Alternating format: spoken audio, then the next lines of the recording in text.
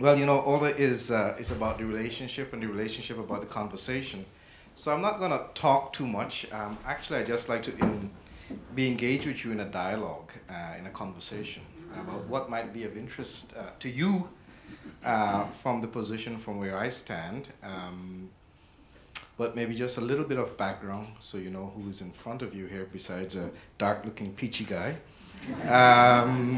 So I was born in South America, a place called Guyana. I'm of Indian background, so quite multicultural in that way. And I've lived in America for a long time, and in Brazil, and in Holland, and in Hong Kong, and in Australia. And now I have the pleasure of living in Copenhagen, in Denmark. So I've worked a couple of years as a reporter at Fortune magazine. I've worked at ING Group, a big Dutch company for all the Dutch colleagues here. I've worked in strategy, I've worked in M&A, I've worked as the head of leadership development at ING, and then now at Mærsk in talent management, performance management, culture change, engagement, all of these very interesting things that there's a collective here. I think we're all trying to help move the needle on. So that's a little bit my career history and background.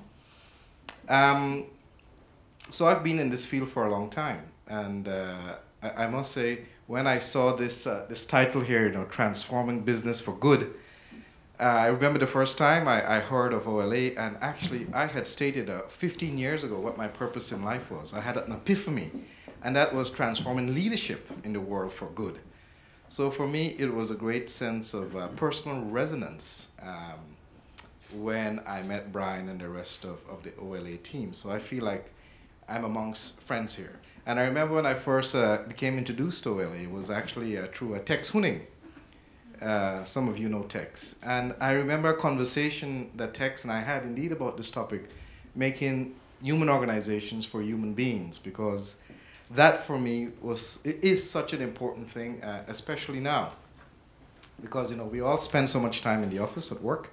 And for me, how can we make that experience between life, birth and death, a more meaningful experience, especially as so much, the vast majority of our time here on this planet is spent in these environments, but unfortunately in many ways in such a dysfunctional manners.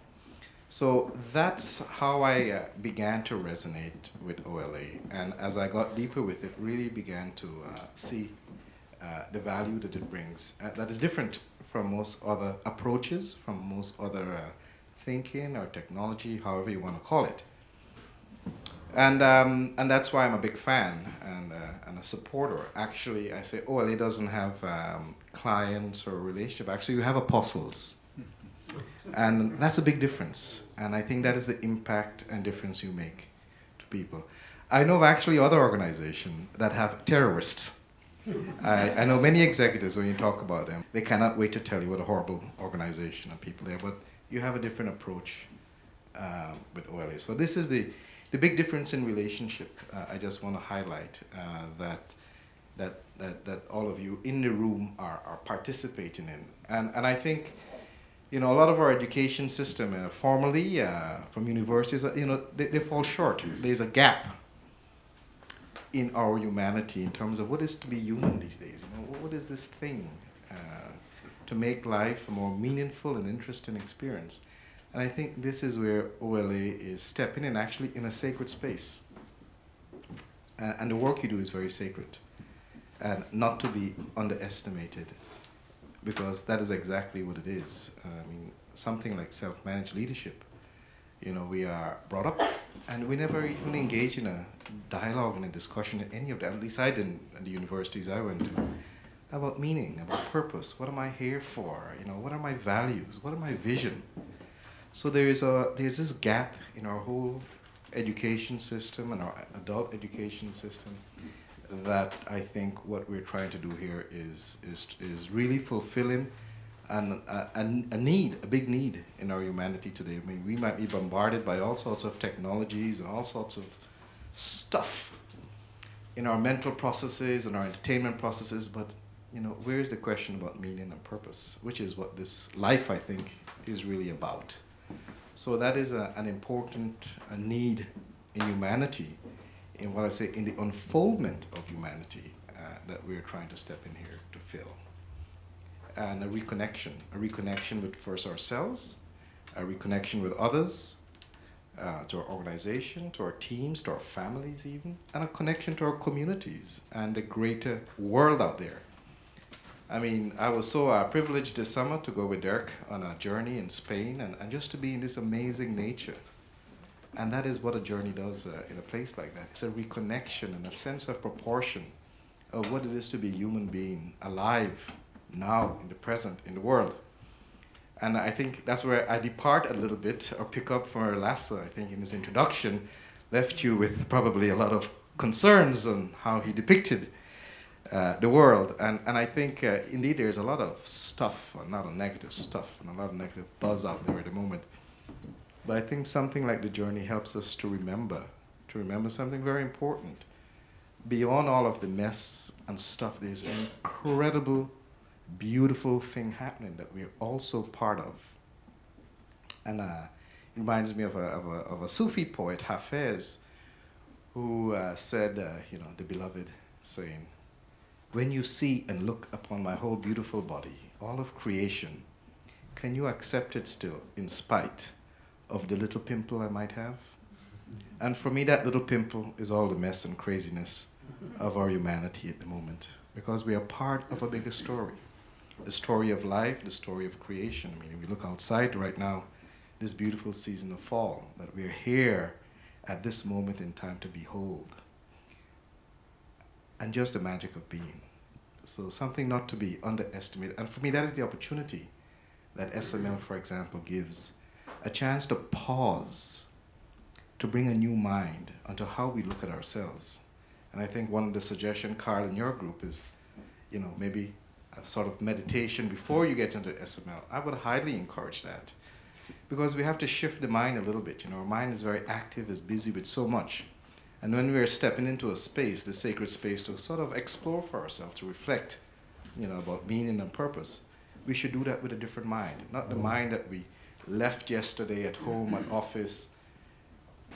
We should take the time and the effort it needs to sort of calm that mind, to slow it down, to shift its quality, to shift its texture, to shift its color, in order to begin to reflect in a different way. It's like a lake. If you want to reflect on that lake, if you want to see a reflection, and if it's full of ripples, you're not going to see a reflection. So you need a process to quiet and make it more reflective, I think would be a good idea. And I think one of the reasons when I look here, I see a lot of new faces. I had the privilege a few years ago to be in Barcelona at Telefónica University, and I'm so happy to see all this new face, blood, energy in the room.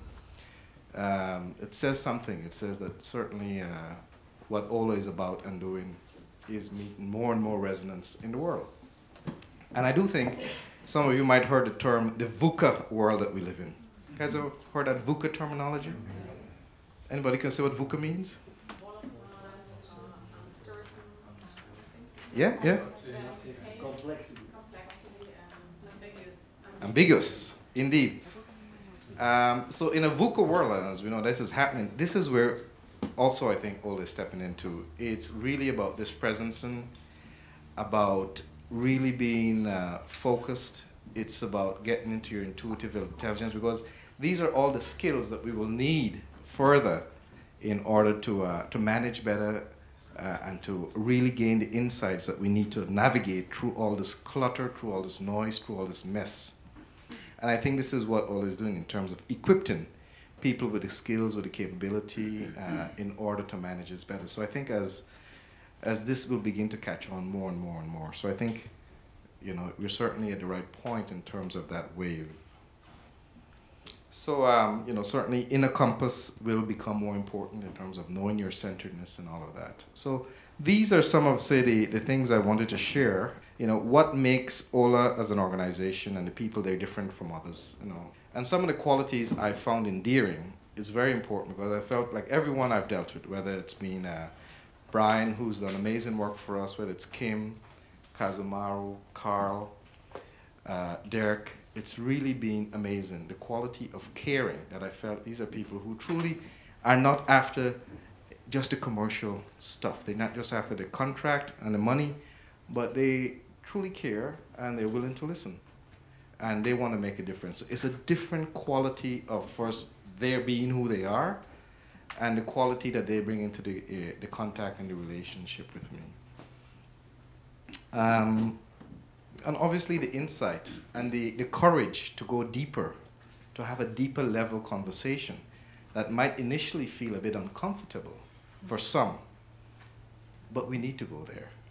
And it's great to have had the guides, some of them I've mentioned here, to help hold my hands and certainly my colleagues' hands in terms to take this journey into a deeper space, but certainly a space we really need to go if we expect to transform both ourselves, leadership, and organization, and the world. So thank you for your attention. Thank you for your questions.